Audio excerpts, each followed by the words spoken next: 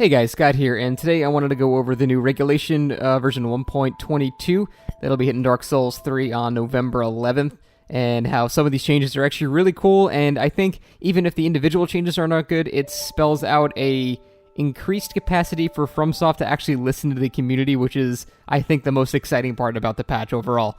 But first, let's start with the obvious, very, very big one.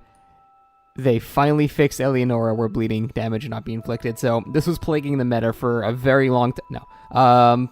Karthus Curved Sword and Follower Saber are getting nerfed, which is, I mean, you can circle jerk how it's going to ruin my builds all you want, but I am so glad that they're actually finally doing that.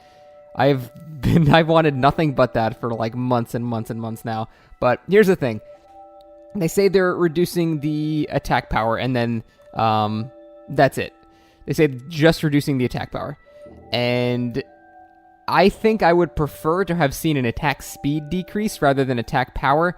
And the way that they word these things are so vague that it could be 5 attack power and literally nothing will change. It would have to be something like 40 to 50 attack power for anything to be noticeably different.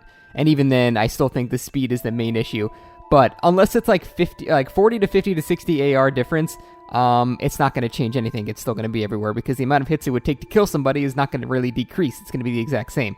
So unless it is a huge nerf, then I don't think anything will change.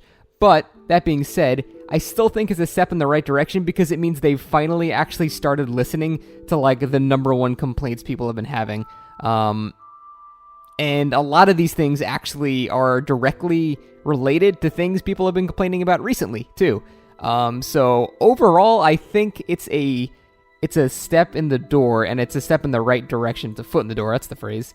And I think that's really good. So even if they don't necessarily hit the mark we need to with the curved swords, I think this sets a precedent to where they will in the future, and they're not just going to leave it. They can further decrease it if they don't do it enough, which they tend to have a habit of doing. They tend to say they nerf something, and it's like 1%, and it doesn't even make a difference. So, I'm still more hopeful than I used to be about FromSoft, so this is a good thing, and the excitement of the community manager about this stuff too is really cool. So I really think that FromSoft is actually starting to maybe give a shit about like Western audiences and stuff, which is awesome. That's all we've ever wanted. So this is a step in the right direction. But other stuff, fixed an issue where Faith did not scale correctly with Fria's Great Scythe. This is something a lot of people didn't know. It actually has Faith scaling, or rather it's supposed to. It's supposed to have an E in Faith.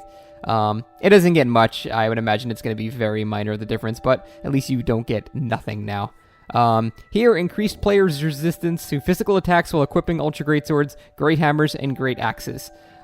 This is just simply increased poise or hyper armor. This is not, they're not going to introduce a new damage mitigation mechanic in a regulation. That's just not how it works. So resistance to physical attacks right here is poise. So basically, I think it just means poise is either going to start quicker or become stronger, or, require less poise to do, to actually have hyper armor, which is good. I am totally fine with buffing ultra weapons. They need it. That's awesome. Nothing wrong with that. I still think overall, ultra weapons should just all be faster across the board. Not like much faster, but, notably faster, and they should cost less stamina to match up with the low stamina costs of everything else in the game. I think that's what ultra weapons would need to actually become, really good. So hopefully in the future we'll see decreases in stamina cost and maybe increases in speed, or one or the other, maybe not both, but still a step in the right direction. More poise is always good, but I don't think that actually solves anything, because, if I'm fighting an Ultra Great Sword, I'm generally just going to swing once and roll away in case their hyper armor actually did start by the time I'm swinging twice. So this is not going to change anything for me personally. I'm still going to swing once and roll away. So, while it's a step in the right direction, I don't think that change alone is going to affect much at all, really. I would like to see less stamina consumption and increased speed for all ultra weapons. And I'm actually, suggesting things now because they might actually listen. Obviously not just to me, but to everybody, so that could be cool. Next, they increased the poise. Increased poise and increased, increased poise and increased stamina damage done to shields. With halberds, and this is good because poise kind of wrecked halberds in the last patch. you needed, you know, a ridiculously high amount to tank even the basic stuff. So I assume they're rectifying that, which is good because halberds became damn near useless, and that's not cool. Halberds were always pretty good, and they shouldn't go from really good to just completely useless. So I'm glad they're finding a balance in between now, which is really nice. Increased power of Way of the Right Corona. This is another thing like the Curved Sword nerf, where it needs to be drastic and not a little baby bump. Like, it can't be like a 10, 20, 30% increase. It's got to be like a 500% increase. And I know FromSoft doesn't like dealing with numbers that big. That sounded like really insulting to their intelligence. I meant they don't like changing that much. They like keeping everything. They like keeping everything as it was. So unless they really like increase that by literally 500%, I think that would be like 400 or 500%. That would be a good number. Then I don't think we'll see it ever, regardless. So there's that. Increase the area of effect of Bursting Fireball, which is good because Bursting Fireball kind of sucks. I think it's one of the worst pyromancies in the game. Even if you hit someone square in the center, it does like 200 damage maybe with all the rings and maxed out damage. So it's kind of a weird spell that I don't know what role it's supposed to have, but it doesn't really fill one, so that's good.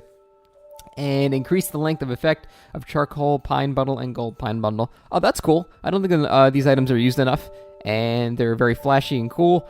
They change up combos a lot, and I don't know, I think they're overall, I'm glad to see that maybe they'll see more use now since they last longer. Depends how much the actual effect is, but overall, good. I don't have any complaints with that change. But yeah, that's the main thing to take away from this patch is it seems like they're actually listening to the community now, like for the first time, which is amazing. So if this is a continuing trend, Dark Souls 3 PvP might actually get to a point where it's balanced and good. It's very hopeful, but it is possible with this trend. So that's what I'm hoping. The things I'll say, because, you know, maybe they're actually listening now. The things that I think everybody wants to see is maybe, you know what, maybe even have it just in the arena. Stamina consumption for rolling is doubled, or make it have the Dark Souls 2 system where the more rolls you do consecutively, the more stamina it costs. So you can't just spam rolls 13, 14 times in a row, because no one really likes that. I don't think I know a single person that likes that in this game.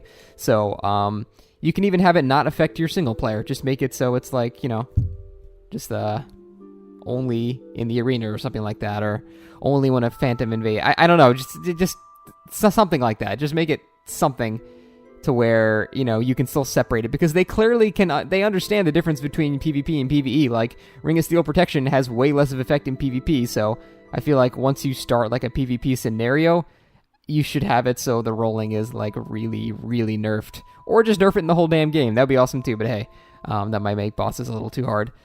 And for ultra weapons, make them faster and consume less stamina. The additional damage they do is not proportionate to the amount of stamina that they cost to swing, and that's a problem. So I think the stamina consumption needs to be toned down for all ultra weapons, and increase their speed as well, and then that could put them on a really good spot. There's a lot of other things too, but I think I might make a separate video based on, like, you know, all of my suggestions, what I'd like to see in the game. So that is it for now, guys. Overall, it's a good path I think we're headed down, so seems good so far. Kind of excited for it. All right, thanks for watching, guys, and I'll see you next time.